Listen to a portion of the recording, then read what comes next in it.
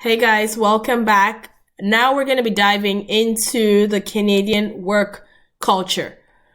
So, this is an interesting one because a lot of you are coming from a different culture, a different environment into the Canadian work environment where it's very diverse. So you have to learn certain basic things that would help you in the work environment.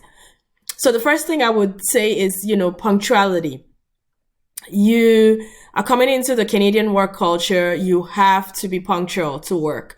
Your work starts at 9 a.m., be there for 8:45, settle down, get your coffee, do whatever you need to do within the 10 to 15 minutes time you've given yourself, and then make sure you're starting work at the appointed time. Now with remote work, things are a bit different. It doesn't mean you have to go into the office. A lot of people are working from home. Still, the culture remains. The principles remain. You're starting work at 9 a.m. At 8:45, be sure to sign on to your computer. Make sure your presence is known on Skype or Teams, whatever meetings, whatever apps your company is using. Make sure you're online. They see you are there. Get yourself ready. Read emails that needs to be read, something that you had missed the day before. Just prepare yourself for, the start of the day at 9 o'clock. Understanding how your coworkers speak is a big thing within the Canadian work environment because you are going to be working with a whole lot of diverse people from different parts of the world, speaking in different intonations. So you have to understand how they're speaking. Some people in certain parts speak very fast, while others not so much. So it's on you to really understand how your coworkers speak, their intonation, what they're trying to say, and understanding it. I mean, it comes across as rude when you're constantly saying, I can't hear you. Excuse me, what did you say? That's not something that you should do in the workplace. So if you don't understand something, you ask for clarity and open your ears to listen to what they're saying, because most times they're speaking in a language that we all understand, which is English. The only difference is everyone is speaking in a different intonation, like myself, so make sure you open your ears to listen to what they're telling you. If you are coming from a country that English is not really the first language, there are different tips and tricks online to help you in certain basic pronunciations. I did it when I came into this country. I had to learn how to pronounce certain things for people to understand what you're trying to say. I still make some mistakes today, but I mean, I've learned, over the years how to communicate better with people. Communication is something that you cannot run away from within the Canadian work environment. You have to communicate with your coworkers, your managers, your staff, whatever it is you're talking to, you must communicate, and it should be done clearly. Diving into communication, there are different types of communication. So interpersonal communication is just the way, you act when you're talking to people, your body language. If you're talking to someone in different cultures, looking into the opponent's eyes is a sign of disrespect. You're not supposed to look boldly into the person's eyes when you're talking to them. That doesn't show respect. In other cultures, if you don't look into their eyes, it means that you're not being sincere. I learned this when I came into the country. So I had to learn to look into the eyes of the person I was talking to show that, I am with you, I follow, I'm being sincere. So those are the things that you need to learn when you're learning interpersonal communication in Canada. Looking into the person's eyes, hand gestures, your body movements, how do you talk? What are they seeing when they're looking at you talk? If I'm talking to someone and the person is crossed hands like that, I immediately assume that the person doesn't want to be bothered. And that's a sign for me to back out. So talking to somebody and crossing your arms, it's like, I don't want to be bothered, so just leave me alone. So those are things that you need to learn to understand when, learning the interpersonal communications. Just conversation starters. When you're talking to somebody, you just hey, please, can I get this? Or when someone sends you something, oh, thank you very much for doing that. Or someone does something for you, thank you very much for doing that. Don't assume that, oh, I mean, he should have opened the door for me. He could see me walking in. No, it's not his right to open the door, hold the door for you. He was polite. So you should respond by saying thank you. At meetings, you should listen at meetings, contribute at meetings, even if it's to ask a question, even if it's to clarify something, a point, or make a point. Make sure that you're contributing at meetings. Don't just be that person that sits in meeting and doesn't say anything and nods through. And at the end of the day, when they ask any question, you say no questions. It shows that you were not present. It shows that you didn't participate in the meeting and maybe your mind was somewhere else. So be present in every meeting. And also respect the person that's talking. When someone is talking, don't butt in, it's rude. You wait for the person to finish, or you have a hands up. Excuse me, when you're done, can I ask a question? Yes, they would give you the chance to ask a question. So make sure you're following the simple basic points when you're having meetings. Another point I wanted to talk about is, taking notes and putting your phone down. So I'm talking to you, my phone is buzzing. I turned off the ringer, but it's still buzzing because it's on vibrate now. You can see that I was distracted about twice now because I had to look if it was something urgent. When you're in meetings, make sure you have your phone silenced. You don't want to be in a meeting and your phone just rings out and everyone in the room is like turning to you and looking at you. You don't want to be that person. If you have, something that you always, maybe if you have kids or something and you need to have your phone with you, put it on silent. You can put it on a light vibrate so that you know when something is coming in. And if it's urgent, you need to attend to it, you do so. While in meetings, make sure you're taking notes. I cannot emphasize this enough, especially as a newcomer, as a fresh person in the workplace, or as someone who just started a new job. You will not, and I guarantee you will not remember every single thing that was said in that meeting. Make sure you have your pen and your notebook and you're taking down notes, because 3 weeks from now, 6 weeks from now, trust me, what you wrote down will make a whole lot more sense in that time frame. So make sure you're taking down notes while you're having meetings, while they're telling you stuff about the company, about the project you're going to be working on. Whatever it is you're doing, make sure you're taking down notes as a newcomer. Also learn the professional jargon that's used in, your company or in your field. As a business analyst, there are a lot of terms that we use in the industry that you cannot say you're a business analyst and you say, oh, I don't know these terms. You have to learn the terms. For example, you want to gather requirements. You say, oh, I need to elicit the requirements, or documented. You have to say things like walkthroughs, or I'm going to a stakeholder for a walkthrough. You have to use those terms in the specific field that you're in. Otherwise, they would see you as someone who is not a professional or who doesn't really know what they're talking about. So those are the things you need to learn as you try to navigate, the Canadian tech industry.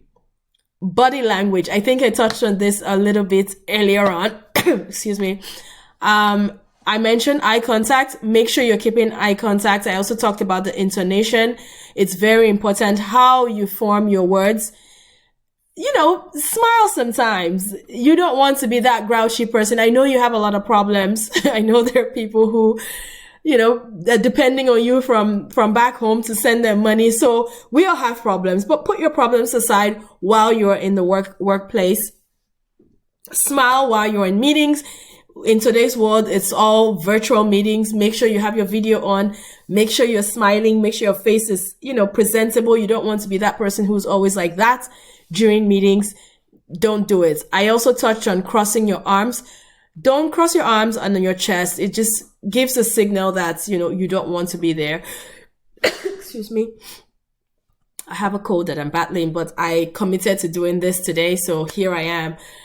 Fidgeting. You do not want to be that person who's constantly fidgeting. You sound like you always look like you're nervous. You don't want to be that. Confidence is key. You have to portray confidence at every given time. Don't walk around slouching, looking like you got the world's problem on your shoulders. You walk tall, you stand tall, you sit tall, you be that person that portrays confidence at every given time. Moving on, we will talk about small talk and personal space. So this is a very important one in the Canadian work environment. I mean, if you're in-person work or virtual work in today's world, I keep going back to that. Always make sure that, before your virtual meetings, you log into the meeting while people are waiting, while they're waiting for all the participants to join in the meeting. You talk about the weather. You talk about, a game that happened yesterday. You talk about, some sort of current event in the news. Make sure you're listening to the news. Make sure you're reading updates about what's happening around the world so you can chip into small talk. When your boss is talking about a game last night and you're just there quiet, it tells you that you didn't even tune into this big game that everybody's talking about. So make sure you're always aware about your environment, what's going on in your environment. And please, please, please stay away from personal topics and office gossip. You don't want to be that person who is who they're coming to constantly to talk about somebody else, or Jane said this, and do you know that Jane and Smith are doing this? You don't want to be that person. That's not your business. If it's not office discussion or what I just mentioned above, which is the weather, sports, current events, news, you don't want to be involved. If it's something to do with your project, yes, talk about it. If it has to do with your work, yes, talk about it. Anything else, you don't want to be involved in all of that. Another thing I would touch on is observing personal distance. So when you are interacting with people, within the Canadian work environment or the Canadian space at all, there's something called personal space. Arm's length, I always say, is personal space. So if you're standing close to somebody and you cannot stretch your arm in front of the person, that means you're too close. You need to take a step back. Make sure you always give everyone a personal space. Even in the elevator, you don't want to cram yourself because the elevator is full. You cram yourself and you're right there in someone's face. You always need to give people their personal space. If you do this, front and to the side, and the person is touching you or close to you, they're in your personal space. So you need to give room. There was another thing I was going to talk about is, sudden outbursts or shouting or talking on the phone. A common one that I see a lot is with immigrants is talking on the phone. You're coming from a culture that is acceptable. Everyone understands your language. Everyone knows what you're talking about. When you're in a culture now in Canada that has diverse people, one person speaking Russian, another one speaking Swahili, people are speaking different languages. You don't want to be screaming on your phone or talking on your phone in a language that nobody understands. It comes across as being a bit offensive because people don't know if you're talking about them, if you're talking about work, or what exactly you're talking about. So if you want to have those conversations, yes, you can have the conversations, but make it in a moderate tone that is between you and the person who you're speaking to, not you and the entire room. So make sure you understand that you shouldn't do these things. You shouldn't just scream out loud, in the office environment and expect everyone to cheer you on. The next thing here is just talking about hierarchy. So in the outside of the Canadian culture, in a lot of countries, there's the hierarchy and individualistic culture where your boss is referred to as, oh, yes, sir, ma'am, or you're expected to beck and call at your boss. Your boss is literally like your mini god. You're supposed to do everything around him to please him. Here in Canada, it's not that way. You address your boss by their first name. Hey, John. Hey, Smith. How are you today? How was your morning? Good morning. You are not expected to say, yes, sir. Yes, sir. No, it doesn't. I mean, even VPs, SVPs, CEOs of companies, when they get on a call with you, when they're getting meetings with you, you're going to be calling them by their first name. They're going to be addressing you. Hey, Kes. Hey, John. How are you today? That's it. I'm not going to say, hey, Mr. So and so, or hey, sir. You don't need to use those terms in Canada. The proper way, the most acceptable way is, first name basis, or Mr. Smith, if you must. That's if you're not on any sort of relationship with the person, you can go with Mr. Smith. But if it's someone who you know, like your boss, you should call them by their name. Be a team player. Again, a lot of us are coming from cultures where you just kind of do things in silos. And then, at the end of the day, you do your work. You're doing a good job at your job. But at the end of the day, you go home. In Canada, you have to have that team player spirit. So things like, outside group lunches or game nights or, some sort of non-for-profit events that the team would organize just as a team binding type activity. Make sure you attend those. Don't be that person who always says no to team activities, because you will be labeled as the person who is not being a team player. Again, soft skills like flexibility. I just talked about that. Be flexible. Make yourself be a part of the team. Make sure that you're connecting with people in the team on different levels, have the ability to work independently if you have to. You don't want to also be that person who's constantly going to people and asking for help. Yes, it's a good thing to ask for help at the beginning, but if you're constantly going every time and they've told you this before and you're going back again to ask the same question that someone has told you twice now, nobody wants that.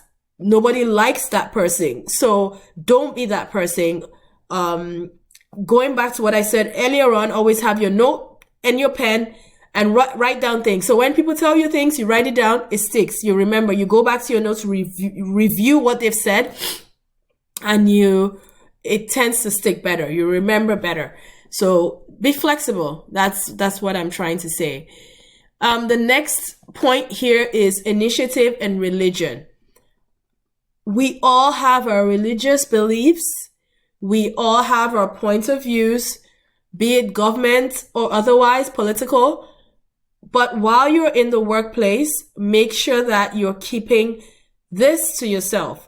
Don't be that person always spreading the word about something, some political belief or about a religion that you practice. Because guess what? Canadian culture is so diverse that there's so many different religions within the workplace. So many different people working in so many different religions in the workplace. There could be Christianity, there could be Islam, there could be Muslims, there could be Buddhists, there could be no religion at all. So don't be that person who's portraying your religion on the next person. If there's another Christian who's in the workplace and you both know that you're both Christians, yes, you can talk about it one-on-one conversation. But as a group, don't impose your religious beliefs on the next person. And that brings me to the end of this next segment. I said a lot. There's so many different things that you can take from what I've just said. I really do hope that you take them. If you have questions, again, do not hesitate to contact me. My email is on here. My phone number is on here. Reach out to me on my website. I will be more than happy to take your questions and direct you in the path that you need to be going. Thank you.